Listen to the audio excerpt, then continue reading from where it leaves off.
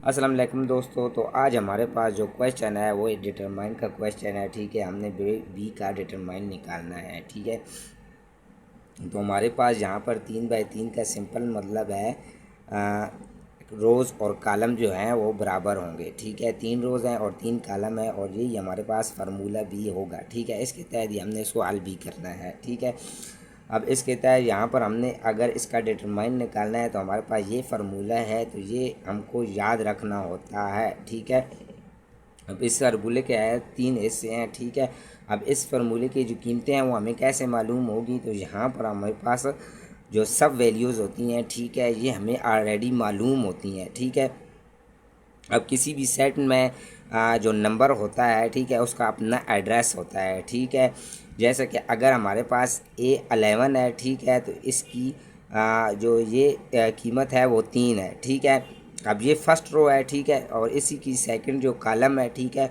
वो 12 होगा। ठीक है, और उसकी जो सेकंड कॉलम होगा वो ये होगा। ठीक है, यही आगे जाकर चलती रहेगी। अब हमारे पास 3 कॉलम है।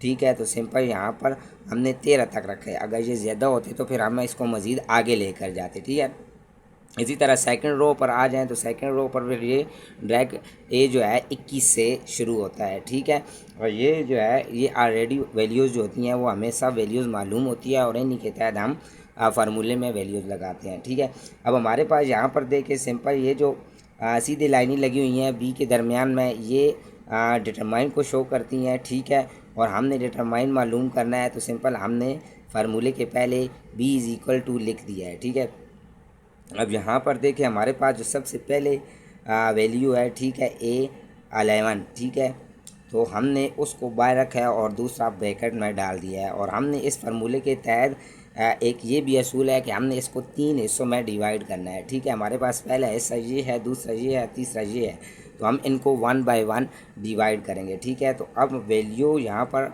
हम डालेंगे। ठीक है, सिंपल हमारे पास b इज़ इक्वल टू है देखें तो यहाँ पर a की वैल्यू 3 है तो हमने 3 डाली हुई है। ठीक है, आगे 22 है। ठीक है, तो 22 अगर यहाँ पर देखें तो यहाँ पर हमारे पास 4 है। ठीक है, तो यहाँ पर 4 मैंने वैल्यू डाली हुई है। ठीक है, इसी तरह आप देखें तो ये चीज़ें आप नोट कर लेंगे, वैल्यू डालेंगे सिंपल। ठीक है, अब ये जो वैल्यू है ये हमने अलग अलग 3 हिस्सों में डाल ली है। ठीक है, ये हमारे पास फर्स्ट जो हिस्सा है वो है, दूसरा हिस्सा हमारे पास ये है और तीसरा हमारे पास फिर ये है। इनको हमने तीनों हिस्सों में डिवाइड कर लिया है। ठीक है, अब आगे जाकर फर्स्ट पार्ट पर हमारे पास यहाँ पर पहला पार्ट जो है हमने इसको हल करना है, इसकी कीमत निकालनी है। ठीक है, तो इसको सिंपल ये जो दरमियान में मैंने नुक्ता डाला हुआ है ये ज़रब की अलामत है। ठीक है, जब दो चीज़ों के दरमियान कोई चीज़ सॉरी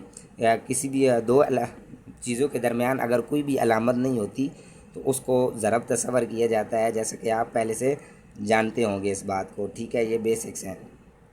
अब यहाँ पर सिंपल हमारे पास 4 × 3 है। ठीक है, फिर हमारे पास -5 × 1 है। ठीक है, तो सिंपल हमारे पास यहाँ पर ये वैल्यू आ जाएगी। 4 × 3 करेंगे तो 12 आ जाएगी। ठीक है, और 1 × 5 करेंगे तो 5 हमारे पास आ जाएगा। ये जब माइनस होंगे तो हमारे पास 3 × 7 आ जाएगा। ठीक है, ब्रैकेट में जब हम ब्रैकेट को ख़त्म करेंगे 3 के साथ इसको मल्टीप्लाई करेंगे तो हमारे पास सिंपल आ जाएगा जी 21। ठीक है, तो ये फर्स्ट जो हमारे पास हिस्सा है उसकी वैल्यू हमारे पास आ गई। अब सेकंड पार्ट की तरफ आते हैं तो सेकंड पार्ट में हमारे पास सबसे पहले जो अलामतें हैं वो 2 हैं। ठीक है, दोनों माइनस हैं।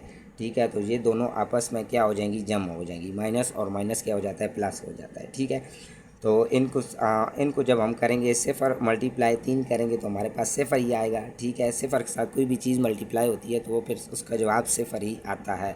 ठीक है, फिर आगे हमारे पास 5 × 2 है तो 10 आ जाएगा, तो हमारे पास ये हिस्सा आ जाएगा। ठीक है, अब आगे प्लस है हमारे पास, +1 है, -10 है, तो ये हमारे पास माइनस होगा। ठीक है, सेकंड पार्ट पर हमारे पास 10 किस तरह रह गया जी, सिंपल हमारे पास प्लस माइनस है। ठीक है, तो ये प्लस माइनस क्या होगा, माइनस हो जाएगा। ठीक है, तो हमारे पास माइनस की कीमत आ जाएगी। ठीक है, और 1 को 10 के साथ मल्टीप्लाई करेंगे क्योंकि 10 जो है वो ब्रैकेट के अंदर है, तो सिंपल मल्टीप्लाई करेंगे तो हमारे पास 10 ही आएगा। ठीक है, तो हमारे पास यहाँ पर 10 जवाब आ जाएगा। ठीक है, तो हमारे पास फिर अगला ये थर्ड पार्ट है, ठीक है। थर्ड पार्ट में +2 है, +2 सिफर मल्टीप्लाई 1 है तो हमारे पास सिफर आ जाएगा, 4 मल्टीप्लाई 2 करेंगे तो हमारे पास 8 आ जाएगा, ठीक है। 8 को 2 के साथ मल्टीप्लाई करेंगे, ठीक है, तो साथ माइनस है तो यहाँ पर भी माइनस लगेगा और 16 हमारे पास आ जाएगा, ठीक है। अब सब वैल्यू को जो है हमने जमा करना है, ठीक है, सिंपल। यहाँ पर बी है, ठीक है, डिटरमाइन का क्यों है तो ठीक है, यहाँ पर b is equal to 21 minus 10, ठीक है, ये वाला 10 और -16 है, ठीक है, इज़ इक्वल टू -5, ठीक है। जब हम इनको हल करेंगे तो हमारे पास -5 जवाब आ जाएगा, ठीक है। तो b इज़ इक्वल टू -5, ठीक है।